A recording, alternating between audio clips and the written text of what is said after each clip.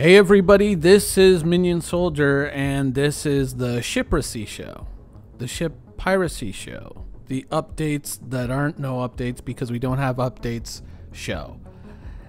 Yeah, this is going to be yet another one of these little mingling episodes because 2 weeks away from CitizenCon, still waiting on any kind of big news. We've speculated away most of the stuff that we can speculate.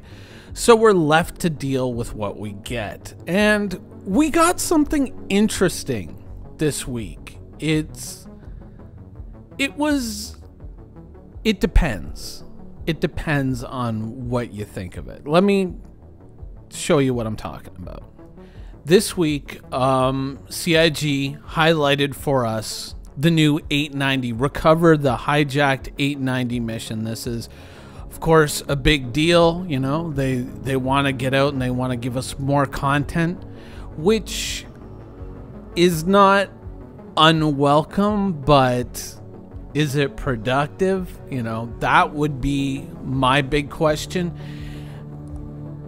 I'm going to be perfectly honest. I've seen some criticism of this footage out there. I've, heard some people talk about it, and I am going to give CIG the benefit of the doubt, and I'm going to point out a few things that if you go back and you watch this footage, you'll recognize immediately. First thing is, of course, when you see him shooting, look at the ammo counter. It never goes anywhere. So the guy is playing in God mode. He's just absorbing all kinds of hits, and that's why the footage looks odd. And chances are the person who's actually playing the game is not, like an FPS god. So they're just running around, they're playing in God mode, and that's why it looks kind of yikes to a certain the tilting spaceship. Interesting physics in Star Citizen, let me say that. That's why the footage looks kind of gacked. I mean, the truth is that Star Citizen, as far as like FPS performance, is pretty off. Let's put it that way. But overall, some people might, look at this and say, oh no, this is terrible. All this effort into one mission. What, how long is it going to take for you to populate the universe?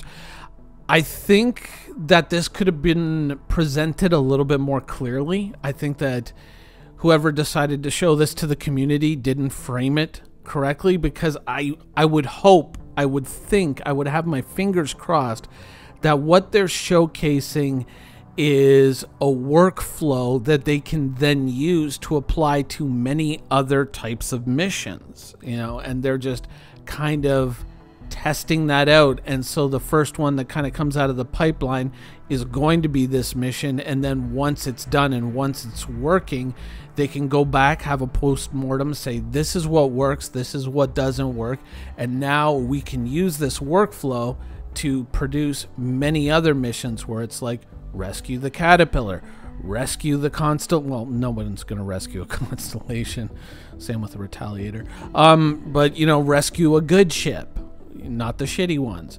So with that being said, that I think if CIG had kind of voiced it and explained it that way, probably would have avoided some comments. But overall, it's interesting.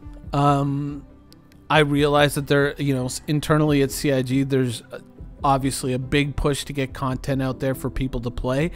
And if this is, what I think it is, then it's a good idea. But if it isn't, and this is all this effort put into just one mission without, kind of creating the framework to recreate this mission multiple times, then, this is kind of like a lot of wasted time. So I've been fairly generous, I think, with this idea, and I've kind of pointed out, these are the good points, these are the bad points of this idea. Broadly speaking, though, is this what Star Citizen needs right now? No.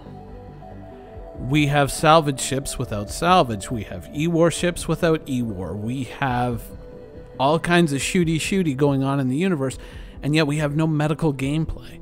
Now, a lot of these things could be held behind the fact that, oh, well, we're working on a whole UI refactor, and so we figured, why do the work twice when we'll wait for the whole UI to come out, and this was just something that we could do at this point that would allow our designers to be productive within the confines of what they're doing right now.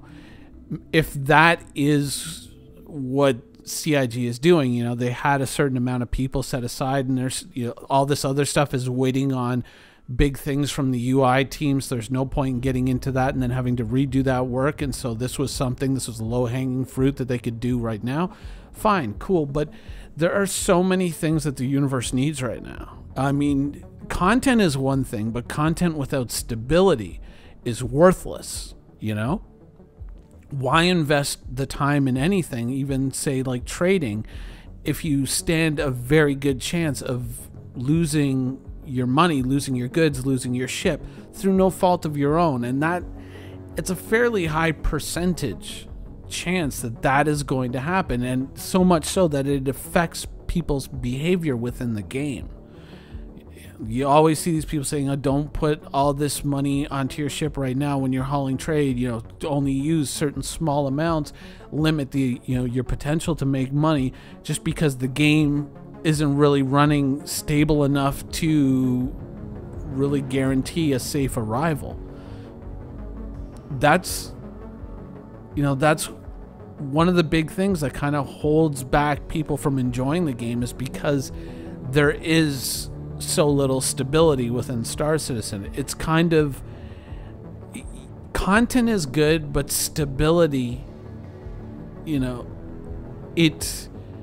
stability breeds a desire to play repeatedly. You could have the most beautiful game in the world, you could have the most gorgeous game in the world, but if it's unstable, then what's the point of playing it if it's just constantly crashing on you? I mean, there's a myriad of examples out there of games that have come out and just been horribly unstable, and players just leave it and they go, forget this plays like shit. And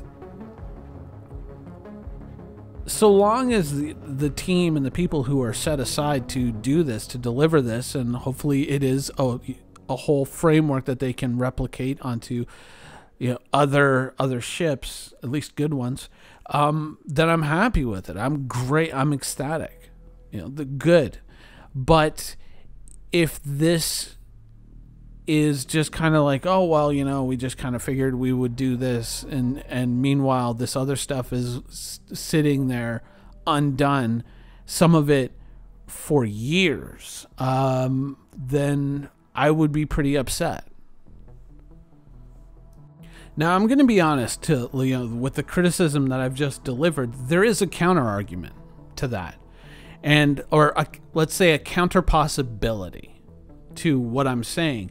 And it could be that the lessons being learned, while they may not be immediately reflected in Star Citizen, are immediately being reflected in Squadron 42. That might be something that we're not seeing, that they're saying, okay, we have X amount of people, we have X amount of time.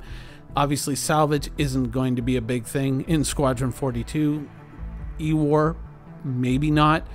And maybe a lot of the functional and stability issues, when they're kind of triaging and they're trying to figure out what they can do and what they can't do with the time that they have, maybe the lessons being learned here are being used to fix Squadron 42, to make Squadron 42 kind of really showcase what is possible. It's potentially, that could be where the effort is going. And because it's Squadron 42, and because CIG never learns about hiding the most important work that they're doing, it's, you know, it's possible that Squadron 42 is going to be the true ambassador of progress that CIG really needs to show off, but they refuse to show it off because they want it to be a big surprise, and that may lead to a strongly negative perception, like the things that we're talking about.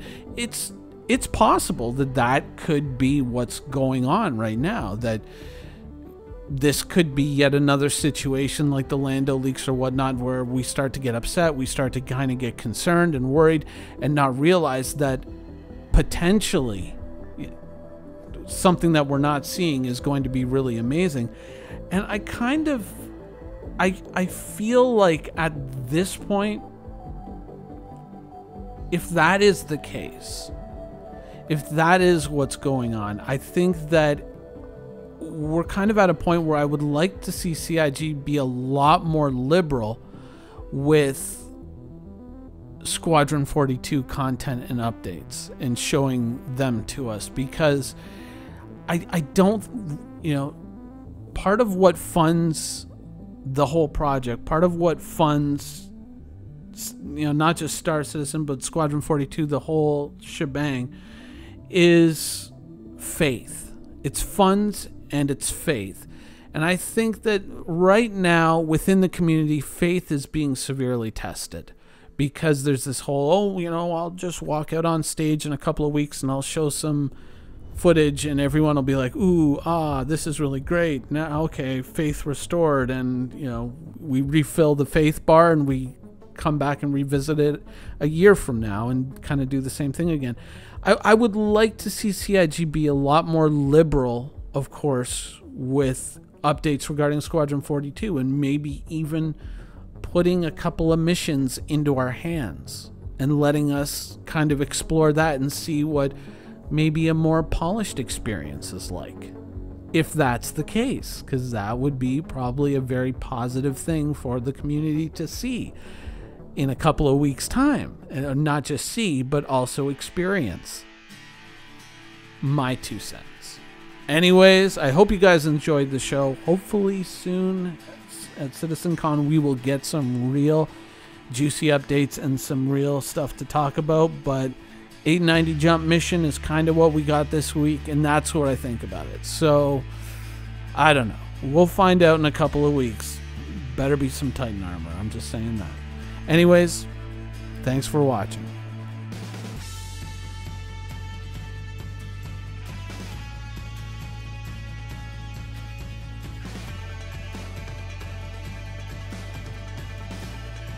Thank you for watching. So if you want to keep up with the latest and greatest in Star Citizen and Squadron 42's development, please follow us on our social media channels. See you soon.